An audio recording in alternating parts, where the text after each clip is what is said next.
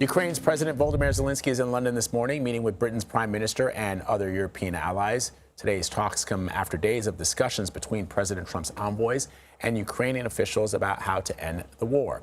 CBS News foreign correspondent Ramy Inoncenio reports from just outside of number 10 Downing Street.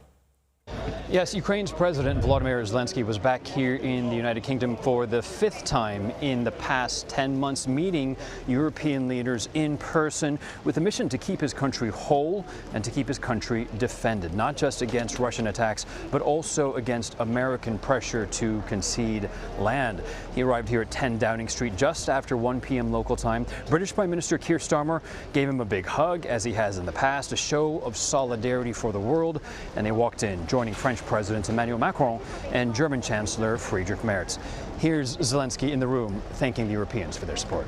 Things which are very important for today, I think unity between Europe and Ukraine, and also unity between Europe, Ukraine and the United States. There are some things which we can't manage without Americans, things which we can't manage without Europe, and that's why we need to make some important decisions. Ultimately, Zelenskyy wants to know what security guarantees they are willing to offer, potentially something similar perhaps to NATO's Article 5, which is the bloc's mutual defense clause.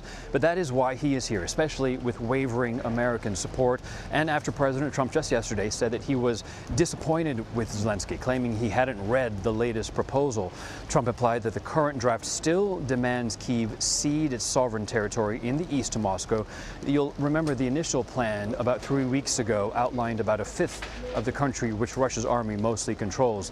And in an interview earlier today, Zelenskyy asked, if Russia again starts the war, what will our partners do? The fear is that European countries alone won't be enough.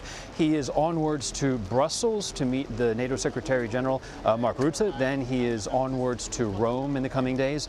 And he said that he is willing to travel to the United States to meet with President Trump again. Back to you.